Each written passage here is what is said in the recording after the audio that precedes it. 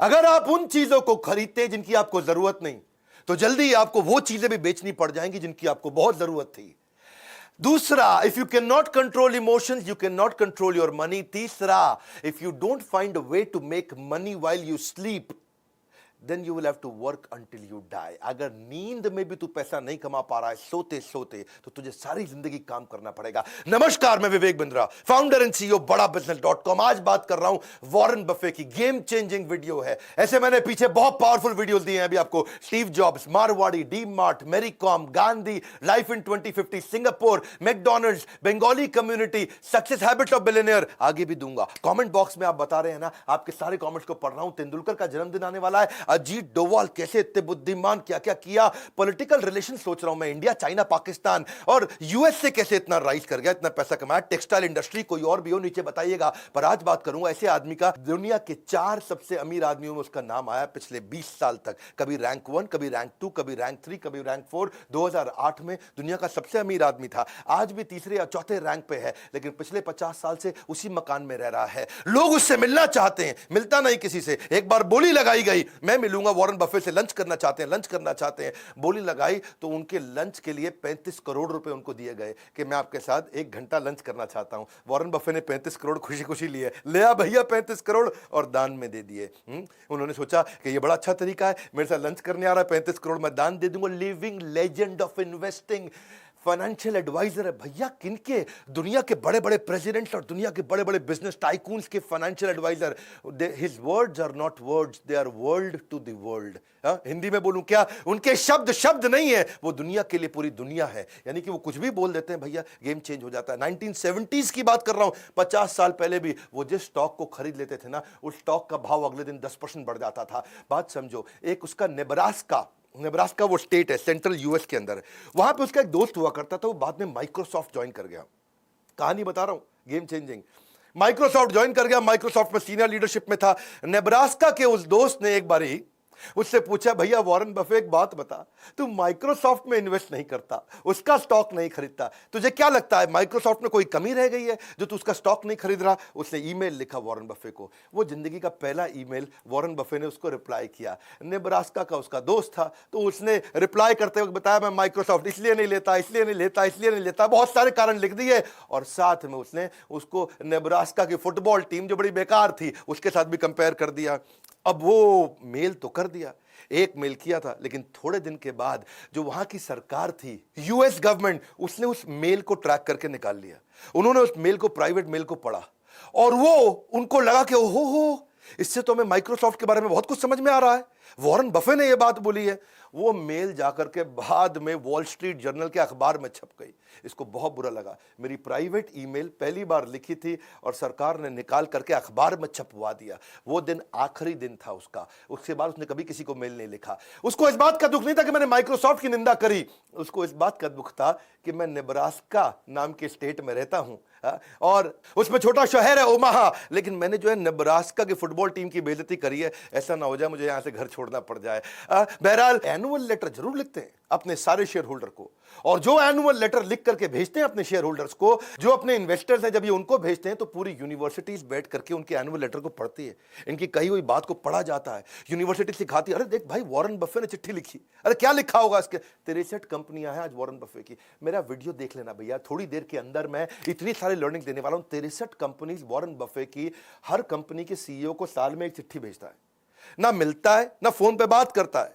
Warren Buffett साल में एक चिट्ठी भेज दी और उसमें लिख दिया, भैया तुम्हारा ये गोल है, तुम्हारा ये केपीआई है, ये तुम्हारे की परफॉर्मेंस इंडिकेटर, और ये तुम्हारे इस साल के गोल होने चाहिए, इसको अचीव करके दिखाओ।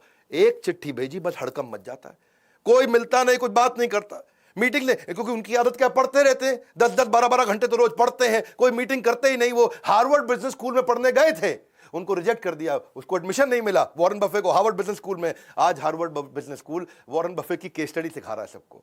आज बता रहा है भैया वॉरेन बफे इतना बड़ा कैसे होगा, उसको उस समय पढ़ने नहीं दिया था। आज एक बात समझ लेना, जो सबसे बड़े 100 अरबपति हैं दुनिया के, उनमें से 80% लोग खुद से अरबपति बने हैं, माँ बाप के पैसे से नहीं बने हैं। और वो बड़ी अच्छी एडवाइस भी देते हैं लोगों को, कहते हैं क्रेडिट कार्ड से दूर रहना, पैसे ने आदमी को नहीं बनाया, आदमी ने पैसे को बनाया, इसको याद रखना। और दूसरे के कहे अनुसार काम नहीं करना, अपनी बुद्धि से काम करना। बचपन में इनके खून के अंदर बिजनेस घुस गया। इनको पहले से ही पता था अमीर तो बहुत बनने वाला हूं। 6 साल की उम्र में रिसर्च करने चले गए दुकान के बाहर, अरे कौन सी कोल्ड ड्रिंक के ढक्कन ज्यादा हैं, बाहर जाके ढूंढने लगे, अरे इसका ढक्कन उसका ढक्कन, अलग अलग ढक्कन देखे उन्होंने।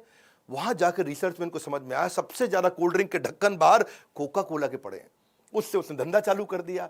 6 कैन कोका कोला के 25 सेंट में खरीदता था, 30 सेंट में बेचाता था, 25 सेंट में खरीदता था, 30 सेंट में बेचाता था। हर रोज 5 सेंट बचाया। 6 साल की उम्र में जब बच्चे कंचे खेल रहे हैं, ये धन से धंधा करना शुरू कर दिया। और वो जो कोका कोला पे रिसर्च किया, वहां से इसको रिसर्च की आदत पड़ी। 11 साल की उम्र में इसने पहली बार एक स्टॉक मार्केट, शेयर मार्केट में इन्वेस्टमेंट किया। इसके पिता ने इसको गाइड किया था। वहां पे सिटीज सर्विस नाम का एक स्टॉक था, जिसको उसने 38 रुपए के भाव में, $38 के भाव में खरीद लिया। अब वो हुआ क्या, वो नीचे गिर गया। नीचे गिरा, इसको बच्चे टेंशन हो गई, अरे नीचे गिर गया, नीचे गिर गया। बैठा रहा टाइट, वेट किया। जैसे ही वो $28 से वापस $40 हुआ, इसने तुरंत जाके बेच दिया। लेकिन थोड़े दिन के बाद वो $200 का हो गया शेयर। इसको लगा यार मैं तो $2 कमाए थे, ये तो $200 का हो गया, बहुत कमा सकता था। बड़ा परेशान हुआ उस समय। लेकिन उसको सीखने को मिला कि भैया ऐसा है, मेरी बात समझो कि जिस चीज को टाइम लगता है, अगर कंपनी अच्छी है, उसको ग्रो करने में टाइम लगता है तो लगेगा। मैंने जल्दी कर दी। हाँ, ऐसा नहीं है कि एक औरत और एक पुरुष जब ये दोनों मिलते हैं तो 9 महीने में बच्चा पैदा करते हैं, तो 9 पुरुष लगा दो तो 1 महीने में बच्चा पैदा तो हो नहीं जाएगा। या 9 महिलाओं को जोड़ लो इकट्ठे तो भी 1 महीने में बच्चा पैदा नहीं होगा, 9 महीने लगता है। तो मैंने वेट नहीं किया, इसीलिए मैं हारा। ये एक्सपीरियंस उसको लॉन्ग टर्म वैल्यू इन्वेस्टिंग के बारे में समझ में आया। बाकी सारे बच्चे बेसबॉल खेल रहे थे और ये बाइंग स्टॉक्स खेल रहे थे। 16 साल की उम्र में $53,000 कमा चुके थे। कभी कलेक्टर स्टैंप बेचते थे, कभी गाड़ी साफ करते थे, कभी पुरानी गोल्फ की बॉल लेके उसको रिफर्बिश करते थे, कभी जाकर के वॉशिंगटन पोस्ट जो उनका सबसे फेमस अखबार था वहां का उसको बेचते थे। $175 कमाया करते थे रेगुलरली। अपने उस समय के टीचर से ज्यादा कमाते थे। 17 साल की उम्र में पिता ने वॉर्टन भेज दिया, जा भैया वॉर्टन में पढ़ के, सबसे बढ़िया बिजनेस कॉलेज। वॉर्टन गए, थोड़े दिन एडमिशन लिया, पढ़ना शुरू किए। टीचर वहां पढ़ा रहे, छोड़ के आ गए। माँ बाप को बोले अरे इस टीचर से ज्यादा तो मैं जानता हूं, पढ़ने में बहुत तेज थे ना ये, जो टीचर सिखाता था उसे 4 कदम आगे रहते थे, जितना टीचर कमाता था उससे ज्यादा पहले ही कमा लेते थे। 17 साल की उम्र में इसने क्या किया, एक दिन बाल कटाने गया नाई की दुकान पे। भैया बोला बढ़िया बढ़िया बाल काट दो, लेकिन नाई बोला यार मैं वेट कर भैया, अभी 3 आदमी बैठे हैं। इसको समझ में आया लोगों को वेट करना पड़ता है। इसने का नया बिजनेस आइडिया, 17 साल की उम्र में एक पिन बॉल गेम का बढ़िया बिजनेस आइडिया कर दिया इन्होंने। पिन बॉल गेम कैसा होता है, ये समझो जैसे इंडियन कंचे होते हैं ना, उसका पॉलिश्ड वर्जन। हाँ, वहां पे टेबल लगा दी, उसमें कंचा छेद में फेंकना रहता है, तो वो निकल पिन बॉल मशीन बोलते हैं उसको। इन्होंने $25 की मशीन ली, जाके नाई को समझाया कि मेरी बात समझ भाई, तेरा इसके अंदर कोई रिस्क नहीं है, नो रिस्क प्रेपोजिशन। पैसा मेरा है, लगेगा, लोग आएंगे खेलेंगे और उनको मजा आएगा, तेरे पास ज्यादा लोग आएंगे, वेट करते वक्त वो खेलते रहेंगे। अच्छा, लोगों को अच्छा लगने लगा। हाँ, उसमें क्या सिस्टम था कि भाई 5 सेंट डालो और 20 बॉल मिलेंगी, आराम से खेलते रहो। नाई भी फ्री हो गया, बोला नहीं नहीं अभी तो किसी और के बाल काट ले, अभी तो मेरे कंचे चल रहे हैं भैया। वॉरेन बफे ने कहा कि नाई तेरे को पैसे नहीं लगाने। उससे क्या हुआ, जितने लोग थे उसी के यहाँ करके बाल कटाने आते थे, भैया इसी के बाल कटा लो है, क्योंकि यहाँ तो गेम खेलने को मिल जाएगा, वेटिंग नहीं करना पड़ता, बाकी जगह वेट करना पड़ता था। नाई को मजा आने लगा। धीरे धीरे इसने वॉशिंगटन डीसी में सारे के सारे सैलून के अंदर अपनी वो गेम इंस्टॉल करनी शुरू कर दी। $25 से बिजनेस चालू किया, रोज पैसा कमाया, रोज पैसा कमाया, और आने वाले समय में 1 साल के अंदर $1000 में बिजनेस को बेच दिया। $25 से $1000। उसके बाद इसको एक दादाजी की कहानी सुनाता हूं। इसके दादाजी ने भी इसको एक बार एक काम पे लगाया था कि आज अपने दोस्त को लेकर के सामान उठाने का, राशन की दुकान थी दादाजी की, इधर से उठा उधर रख, उधर से उठा इधर रख, तेरे को पैसे दे दूंगा। इसने कहा ठीक है दादाजी। हाँ, काम मिल गया। एक और काम में तेज था, बहुत मेहनत करके उठाया, हाथ सूज गए, थक गए, हाथ जम गए, बुरा हाल हो गया। इतना उठाया, इतना रखा, दादा ने 90 सेंट दे दिए, आधे आधे बांट लो। बोला $1 नहीं मिला, 90 सेंट। बहुत गुस्सा आया। इसने सोचा यार दादा बहुत तेज निकला, सही खेल गया यार, है पहले कोई कॉन्ट्रैक्ट नहीं बनाया और बाद में 90 सेंट दे दिया, ये कोई पैसा होता है। उस दिन इसको समझ में आया कि मेरी बात सुनो भैया, हाँ, पहले ही स्पेसिफिक्स और कॉन्ट्रैक्ट साइन करके ही धंधा करना है किसी के साथ। जब नौकरी भी मांगने जाओ ना, उस दिन जिस दिन नौकरी मिलती है ना, तब नेगोशिएट कर लेना इंटरव्यू में। उस समय जितनी तनख्वाह तय हो गई, उसके बाद कोई नहीं पूछेगा। 1 साल तक तनख्वाह नहीं बढ़ती भैया फिर तो। Big bargaining leverage is greatest when you begin a job. उसके बाद कोई नहीं पूछता आपको। तो ये कहते हैं कि मैं अच्छा इन्वेस्टर इसलिए क्योंकि मैं अच्छा बिजनेसमैन हूं, और अच्छा बिजनेसमैन भी इसलिए क्योंकि मैं अच्छा इन्वेस्टर हूं। रिस्क कहते हैं कि खत्म हो जाता है जब तुमको समझ में आता है तो तुम कर क्या रहे हो, पहले समझ तो लो तुम कर क्या रहे हो। शेयर मार्केट में रिस्क तो उसको होता है जिसको पता ही नहीं वो पैसा कहां लगा रहा है। ये जीनियस नहीं है, केवल इतने जीनियस नहीं, जीनियस तो है ही, जनरस भी बहुत है। जनरस इतने हैं, कहते हैं कि भाई मेरी कमाई का 1% से ज्यादा मैं अपने ऊपर खर्च करूंगा, ऐसा कुछ होने नहीं वाला। नहीं, मैंने खाना वही $3 का ब्रेकफास्ट है जी, लेकिन वो 99% दूसरों को दे दिया, उनकी जिंदगी बदल जाएगी। ये अपनी जिंदगी में $3 से ऊपर का ब्रेकफास्ट नहीं किया इन्होंने, और अपनी सारी की सारी चैरिटी लोगों को कमिट कर दी। $37 बिलियन ऑलरेडी दे चुके हैं। कोविड की जो आज वैक्सीनेशन आई है उसमें वॉरेन बफे का बहुत बड़ा कंट्रीब्यूशन, उन्होंने बहुत डोनेशन किया है। ये अपने बच्चों को पूरा पैसा देने में बिलीव नहीं करते। ये कहते हैं कि भाई बच्चों को इंडिपेंडेंट और कॉन्फिडेंट बनाओ, वो खुद ही कमा लेंगे। मैं अपने बच्चों को इतना तो देना चाहता हूं कि उनको लगे कि वो कुछ भी कर सकते हैं, लेकिन इतना नहीं देना चाहता कि उनको लगे कि अब कुछ करने की जरूरत ही नहीं है। इनको हाईएस्ट सिविलियन अवार्ड भी, जैसे अपने भारत रत्न रहता है, वहां प्रेसिडेंशियल मेडल ऑफ फ्रीडम होता है भारत रत्न की तरह यूएस के अंदर, वो उनको बराक ओबामा ने दिया था। बराक ओबामा क्या बोलते हैं, भैया आप मेरी इंस्पिरेशन हो, और ना केवल आप सबसे अमीर हो बल्कि आप सबसे एडमायर्ड और रिस्पेक्टेड भी हो। ये थोड़े लॉयल भी रहते हैं। एक और क्वालिटी बताऊं उनके कपड़ों के मामले में, कपड़े वही पहनते हैं जो एक बार पहन लिए। वैसे चाइना गए थे एक दफा, ये चाइना में वहां एक होटल में रुके हुए, और वहां पे ना एक मैडम ली हुआ करती थी, लोकल दर्जी थी, एक मशीन के साथ में घर में बैठ करके, आसपास किसान की बेटी थी, तब पैसे वाली नहीं थी। तो वो उसने देख लिया वॉरेन बफे को उसी होटल में जाते हुए, और वॉरेन बफे उसके लिए इंस्पिरेशन थे। किसी तरह से होटल के रिसेप्शन से फोन करा के अपने 2 आदमियों से उसने अपॉइंटमेंट ले लिया। वो 2 आदमी घंटी बजा के रूम में घुसे, जाते ही उसका नाप लेने लगे। ला भैया शर्ट का नाप दिखाओ, कोट का नाप दिखाओ, गर्दन देखो, चेस्ट देखो, हैं जी, पेट देखो कितना है। जितनी देर में वॉरेन बफे को समझ में आता, वो कहते हैं सूट का कलर सेलेक्ट कर लो जी। सेलेक्ट कर लिया। उसने कहा पैसे बताओ, इतने में वो लड़के चले गए। अगले दिन सुबह क्या जबरदस्त स्मार्ट सूट, एकदम बढ़िया स्टिचिंग का, पहुंच गया वॉरेन बफे के पास, और उससे पैसा भी नहीं लिया, उसको गिफ्ट कर दिया, क्योंकि वो मैडम ली जो थी वो उसकी बड़ी फैन हुआ करती थी। तो इसने कहा कि भाई सूट बड़ा अच्छा है, ऐसा करो मेरे को 2 सूट और बना दो। मैडम ली ने 20 सूट उसको 3 दिन के बाद फिर से भेज दिए, और 20 के 20 सूट का 1 रुपया नहीं लिया। वॉरेन बफे बड़ा हैरान हो गया, बोला यार तुम पैसा नहीं ले रहे हो मुझसे। हाँ, लेकिन वॉरेन बफे ने उसको प्रमोट बहुत किया, इतना प्रमोट किया कि उनके दोस्त बिल गेट्स, उसके भी कपड़े आज मैडम ली बनाती हैं, और दुनिया भर के लोग कपड़े बनाती हैं। बर्कशायर हैथवे की जो एनुअल जनरल मीटिंग है वहां पे भी उनको इन्वाइट किया और बड़ा उनको धन्यवाद किया। और वो दिन है और आज का दिन है, वही 20 सूट है उनके पास। वो पिछले 20 साल से वही 20 सूट अलग अलग दिन बदल के पहनते हैं। ये ऐसे आदमी हैं, अपनी आदतों के साथ लॉयल है, एक जैसा ही ब्रेकफास्ट खाते हैं, वही गाड़ी चलाते हैं, 50 साल से उसी घर में रहते हैं, वही 20 सूट पहनते हैं। यहां तक कि फोन भी उनके पास सैमसंग का वही फ्लिप वाला पुराना है। एप्पल में इनके काफी शेयर हैं, ये एप्पल के 5%, 5.5% के मालिक हैं। तो टिम कुक एप्पल का सीईओ, वो कहता है भैया मैं आता हूं तुम्हारे पास, तुम यार कम से कम हमारी कंपनी के मालिक को एप्पल का फोन यूज करो। उनको एप्पल का फोन iPhone 11 रिसेंटली दिया उनको, ये लो भैया iPhone 11 इसको इस्तेमाल करो। वॉरेन बफे बोला ठीक है जी। उसमें उसने नया सिम डाल दिया, वो वाला चेंज नहीं किया, सैमसंग चल रहा है, वो नया सिम डाल दिया। टिम को कहता मैं सिखा दूंगा तुम्हें कैसे यूज करना है। बोला कोई जरूरत ही नहीं है, ये खाली फोन रिसीव करने के लिए रख लिया मैंने, इससे फोन कर लूंगा, रिसीव कर लूंगा, मैंने सीखना कुछ नहीं, इंटरनेट तो मैं वैसे नहीं चलाता।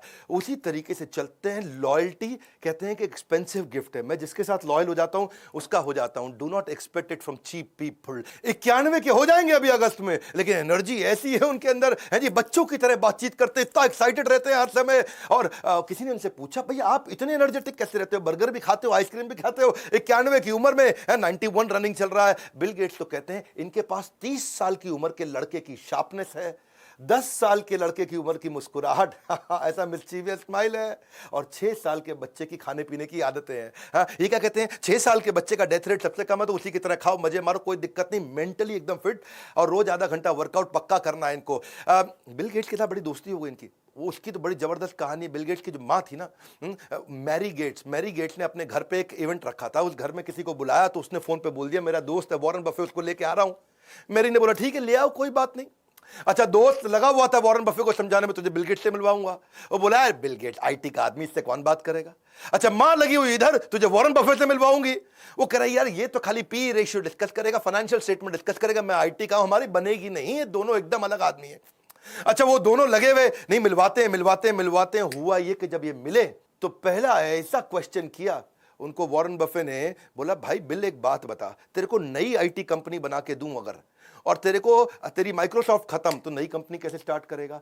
तुझे अगर मैं किसी देश में कंपनी बनाने को दूं तो तू कैसे बनाएगा, इस कंपनी के बारे में तेरा क्या विचार। वहां उन्होंने पूछा भाई तुम्हारी फेवरेट किताब, फेवरेट अखबार, फेवरेट ऑथर, फेवरेट आर्टिकल्स कौन से हैं। इतना मजा आया, आधे घंटे की मीटिंग थी, 10 घंटे चलती रही। एक दूसरे के साथ उन्होंने खूब बात करी, अलग अलग क्वेश्चंस किए, खूब डिस्कशंस हुए। उसके बाद तो फिर ये ताश के दोस्त भी हो गए, शॉपिंग के दोस्त भी हो गए, रेस्टोरेंट में खाना खाने के दोस्त भी हो गए। इनफैक्ट बिल गेट्स के मोबाइल में केवल 2 ही स्पीड डायल के नंबर है, एक मेलिंडा गेट उसकी वाइफ का और एक वॉरेन बफे का।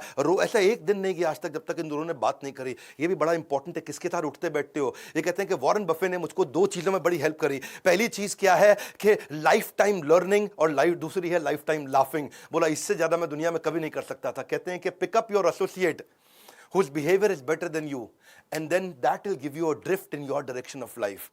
Tell me who your heroes are. तेरा हीरो कौन है? दोस्त तुझसे भी पूछ रहा हूं, तेरा हीरो कौन है? And I'll tell you who you will turn out to become. तू बनेगा किसके जैसा, आज ही पता चल जाएगा। वॉरेन बफे के ना गुरु भी थे जिनसे ये बड़ा सीखा करते थे, बेंजामिन ग्राहम। बेंजामिन ग्राहम जो थे कोलंबिया के प्रोफेसर थे। ये इन्होंने वॉर्टन छोड़ के कोलंबिया ज्वाइन किया क्योंकि बेंजामिन ग्राहम की इन्वेस्टमेंट को लेकर बड़ी मास्टरी थी। बेंजामिन ग्राहम एक बड़े स्ट्रिक्ट टीचर भी हुआ करते थे जो इन्वेस्टमेंट के बारे में, शेयर मार्केट के बारे में सिखाते थे। और बफे केवल एकमात्र ऐसे स्टूडेंट थे जिसको A+ रेटिंग। बेंजामिन ग्राहम की सारी क्लास को बहुत ध्यान से अटेंड करते थे। ऐसे एकलव्य शिष्य दूर से सीखते थे। बाद में बेंजामिन ग्राहम के घर गए, उनको बोले मैं आपके लिए नौकरी करना चाहता हूं। तो बेंजामिन ग्राहम ने बोला नहीं नहीं, तुमको नहीं रखूंगा, तुम बहुत जीनियस हो, तुमको नहीं रख। मैं ऐसे लड़कों को रखता हूं, ज्यूइश लड़कों को रखता हूं जिनको कोई नौकरी नहीं देता, ताकि मेरे साथ टिक के काम कर सके। बोला मैं टिक के काम करूंगा, नहीं ना, बाहर बाहर, तेरे को नहीं रखूंगा। ठीक है, फ्री में रख लो, फ्री में नौकरी करो ना, बोल दिया ना बाहर, तेरे को तो बिल्कुल नहीं रखूंगा। बेंजामिन ग्राहम इनके गुरु, उन्होंने इनको रखा नहीं। बड़ा परेशान हुए। तो वॉरेन बफे पीछे पड़े रहे। कुछ समय के बाद एक ऐसा समय आया कि बेंजामिन ग्राहम मान गए, बोले चल ठीक है आ जा। और ये वहां से फिर न्यूयॉर्क शिफ्ट हुए। वहां आए, न्यूयॉर्क में आकर के बेंजामिन ग्राहम के साथ में काम करने लगे। सारे स्टैंडर्ड एंड पुअर्स की रिपोर्ट पढ़ना, S&P की रिपोर्ट पढ़ना, इन्वेस्टमेंट अपॉर्चुनिटी ढूंढना, P&L को समझना, कैश फ्लो स्टेटमेंट को समझना। जब जिस समय यंग लड़के प्ले बॉय मैगजीन है जी, जहां पे आप देखते हैं कई देवियों के चित्र होते हैं अलग अलग प्रकार के, जिसमें वो कम कपड़े पहन के रखती है, उनके चित्र देखते थे। ये उस समय बैलेंस शीट देखा करते थे। ऐसे भयंकर फोकस्ड आदमी थे। बेंजामिन ग्राहम और वॉरेन बफे की जोड़ी ने कमाल कर दिया। वॉरेन बफे खूब सीख रहे थे, लेकिन फिर एक ऐसा समय आया कि वॉरेन बफे और बेंजामिन ग्राहम की थ्योरीज में फर्क आ गया। बड़ा फर्क था। बेंजामिन ग्राहम क्या कहते हैं कि भाई ये खाली बैलेंस शीट और इनकम स्टेटमेंट देखो, कंपनी का कैश फ्लो स्टेटमेंट देखो, बहुत है, इससे समझ में आ जाए कंपनी चल रही है कि नहीं चल रही, चलेगी कि नहीं चलेगी। ये बोले नहीं नहीं, वो क्वांटिटेटिव है, वो नंबर है, मेरे को मैन पावर भी देखनी है, मुझे लीडरशिप भी देखनी है। वॉरेन बफे मानते थे केवल हमारे को परफॉर्मिंग बिजनेस नहीं देखना है, हमें क्वालिटी बिजनेस देखना है जो आगे तक चलेगा। आज चल रहा है मतलब ये नहीं कि आगे चलेगा। बात समझना, शेयर मार्केट के पावरफुल प्रिंसिपल देने वाला। भाई वॉरेन बफे का वीडियो है, मेरे वीडियो बाकियों की तरह तो होते नहीं, गेम चेंजिंग है। क्योंकि यहां बेंजामिन ग्राहम बोलते थे क्वांटिटेटिव मेथड और नंबर चेक कर लो, quantity number, quantitative method number, number समझ लो, समझ आ जाए कंपनी चलेगी। ये बोले ना ना ना, क्वांटिटेटिव के साथ क्वालिटेटिव अप्रोच। उनकी मैन पावर कैसी है, धंधा कैसा है, कंपटीशन कैसा है, लोकेशन कैसी है, कंपनी में जाओ, लीडरशिप से मिलके आओ, बिजनेस मॉडल देखो, इकोनॉमिक मोट देखो, कॉम्पिटिटिव एडवांटेज देखो। मोटा मोटा बफे कहते थे भाई कंपनी चलती कैसे, अंदर घुसो, उसकी लीडरशिप देखो, ईमानदार है कि नहीं। ये कहते थे नहीं नहीं भैया खाली नंबर देखना है। यहां पे इनके झगड़े बढ़ने लगे। और बात वो सही है कि वॉरेन बफे आगे चल के बहुत सफल हुए। जब इनकी बनी नहीं अपने गुरु से तो छोड़ करके ओमाहा वापस आ गए। ओमाहा में आके इन्होंने मकान लिया, फिर वही आज 50 साल पुराना मकान, आज तक वहीं रहते हैं। और यही इन्वेस्टमेंट के इनके सीक्रेट है। सीखना चाहते हो अगला वीडियो में बताऊं, अभी बताऊं, अभी बता दूं तो इनके इन्वेस्टमेंट सीक्रेट पकड़ो फटाफट। इनकी वैल्यू इन्वेस्टिंग फिलॉसफीज क्या है। इनका कहना है कि फेयर कंपनी को बढ़िया सस्ते प्राइस पे लेने से अच्छा है कि किसी बढ़िया कंपनी को फेयर प्राइस पे लो। इनका मानना है भाई कंपनी में दम होना चाहिए ताकि उसके साथ चिपके रह सको, लंबा चलनी चाहिए कंपनी। तो उसकी रिसर्च करना सीख गए, उस पर इन्होंने काम किया। उसके फाइनेंशियल स्टेटमेंट तो पढ़ो, लेकिन उनकी कॉन्फ्रेंस कॉल्स को भी जाकर के सुनो, उनकी मैनेजमेंट को देखो, और फिर बाद में प्राइस आएगा। इनका कहना क्या है कि पहले ये देखो कि लॉन्ग टर्म इकोनॉमिक मोट है कि नहीं है, लॉन्ग टर्म इकोनॉमिक कैरेक्टरिस्टिक्स कैसी हैं इसकी। इकोनॉमिक मोट का मतलब जानते हो ना, एक वीडियो में बताया मैंने, क्विकली समझाता हूं। जैसे पुराने समय में राजा महाराजाओं के महल होते थे, उस महल के आसपास बड़ी खाई खोद देते थे ताकि कोई दूसरा आदमी आए और अटैक करने लगे तो खाई में गिर जाए। हाँ, ऐसे ही बड़ी बड़ी कंपनीज कुछ ना कुछ ऐसी चीज अपने पास एडवांटेज, कॉम्पिटिटिव एडवांटेज रखती हैं कि दूसरा कॉपी करने लगे तो खाई में गिर जाए, तो कोई दूसरी कंपनी मेरे को कॉपी ना कर पाए। तो ये कंपनी में ढूंढते थे कि ऐसी कोई चीज हो जो लंबे समय तक केवल इसके पास रहने वाली हो, तो उसमें इन्वेस्ट कर देंगे तो लंबे समय तक चलेंगे। तो ये, और बाद में जाके प्राइस देखते थे, कहते प्राइस पहले नहीं देखूंगा, पहले देखो कंपनी में दम है, फिर प्राइस कोशिश करेंगे कि सस्ते से सस्ता मिल जाए। कंपनी की परफॉर्मेंस को चेक करने के लिए उसका रिटर्न ऑन इक्विटी पिछले 5-10 साल का जाके देखेंगे, हिस्टोरिकल परफॉर्मेंस देखेंगे कि भाई कंसिस्टेंटली कॉम्पिटिटर के मुकाबले ये कैसा परफॉर्म कर रही है।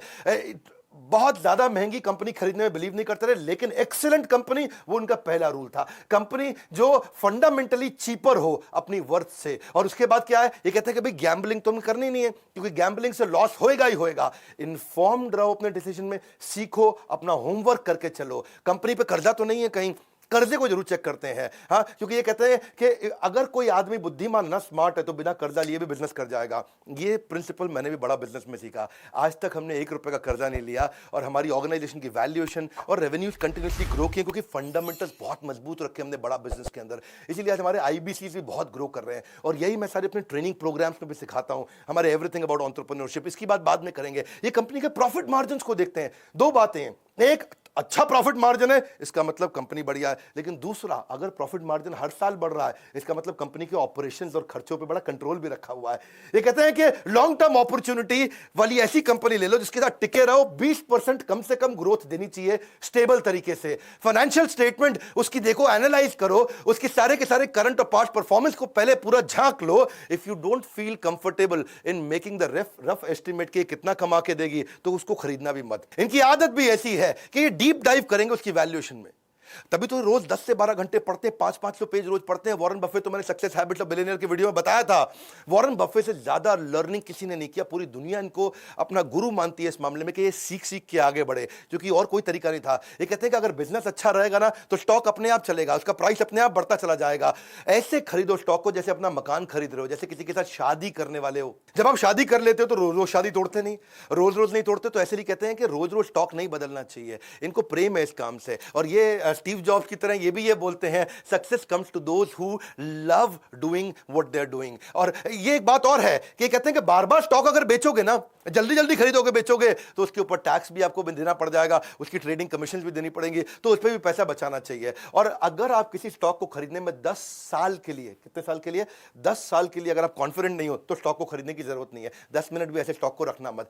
Calling someone who does this trading every day, जो रोज रोज करता हो और कहता हो कि हाँ जी मैं तो ट्रेडर हूं, बढ़िया इन्वेस्टर हूं, तो कहता है ऐसे ही जैसे हर बार नई लड़की के साथ रात को सोएगा और अपने आप को कहता है कि मैं बड़ा रोमांटिक हूं। ये तो रोमांटिक नहीं है, तो सेक्स एडिक्ट है। हाँ, ऐसे ही जो रोज रोज शेयर मार्केट में खरीदता बेचता है, हाँ, वो क्या है, वो इन्वेस्टर नहीं है, वो एक नॉर्मल रूटीन ट्रेडर है। Never invest in a business that you can not understand. एक बार समझ लो बिजनेस को, इसके कई प्रिंसिपल्स हैं, वो आपको भी सीखने चाहिए। हाँ, तभी आप एक बढ़िया पावरफुल इन्वेस्टर बन सकते हो, ये सीखना जरूरी है। Investment in a number of mediocre business नहीं चाहिए है, क्योंकि वो फिर आपकी क्वालिटी इन्वेस्टमेंट्स की को डाइल्यूट कर देगा, क्योंकि पैसा तो आपके पास लिमिटेड है। ये कहते हैं मैं हजारों कंपनीज को पहले एनालाइज कर लेता हूं और उसके बाद फिर जाकर के बढ़िया से चूज करके इन्वेस्ट करता हूं। क्यों? इनका रूल क्या है? Rule number 1, never lose money, और rule number 2, never forget the rule number 1। ये बड़ी इंपॉर्टेंट चीजें हैं। हाँ, ये इनकी खास बात क्या है, आप समझ लीजिए कि 500 पेज पढ़ने का जो उनका सिस्टम है रोज का, the more you learn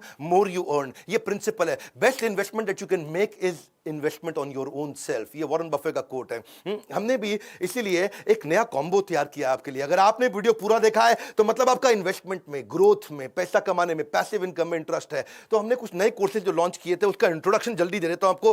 goal based financial planning, stock market, personal finance, mutual fund, finance for non finance, debt management, working capital, passive income, angel investing और रिस्क मैनेजमेंट, यानी कि 7 प्रकार के फाइनेंशियल रिस्क होते हैं। इसका कॉम्बो हमने सारे कोर्सेज अवेलेबल कर दिए। आज 40 से ज्यादा ज़्यादा कोर्सेज लॉन्च कर चुके हैं, हर महीने 10 नए कोर्स लॉन्च कर रहे हैं। अगर आप IBC हैं, ये सारे कोर्सेज फ्री हैं। अगर आप लाइफ टाइम मेंबर हैं, ये सारे कोर्सेज फ्री हैं। अगर आप ये नहीं हैं तो ये बोर्ड लाइन नंबर है, आप फोन करके पता करिए आपके बिजनेस में। अगर आप रिटेलर हैं तो कौन से नए कोर्स आपको काम आएंगे, अगर आप मैन्युफैक्चरर हैं कौन से काम आएंगे, स्टार्टअप है तो कौन से, हर एक एरिया के लिए, हर इंडस्ट्री के लिए देश के सारे बिलियनियर्स और इंडस्ट्री एक्सपर्ट्स के साथ मिलकर के आपके लर्निंग प्रोग्राम बना दिए और इतना कॉस्ट इफेक्टिव कर दिया कि game changer. Board line number, इस नंबर को सेव कर लो, कभी भी काम आएगा। आपका लाइफ लाइन है, केवल बोर्ड लाइन नहीं है। तो लाइक करके उत्साह बढ़ाइए ना यार। फ्री में इतने पावरफुल वीडियोस देते हैं, एक के बाद एक देते जा रहे हैं, मेरा समय जाता है इसके अंदर। फ्री में कंटेंट दे रहा हूं कंटिन्यूअसली। कमेंट बॉक्स में बताइए अगला वीडियो कौन सा देखेंगे। इस वीडियो को शेयर करिए, लर्निंग्स इंस्पायरिंग है बहुत। हाँ, if he can do you can too. अगर ये कर सकते तो आप क्यों नहीं कर सकते। वीडियो को शेयर करने के लिए, हमारे चैनल पे हर बार वापस आने के लिए, वर्ल्ड का नंबर 1 एंटरप्रेन्योरियल यूट्यूब चैनल बनाने के लिए, पता है ना कोई नहीं है टक्कर में, पड़े हो किस चक्कर में। विनम्रता के साथ आप सबका हाथ जोड़ के, मुस्कुराहट से बहुत बहुत धन्यवाद।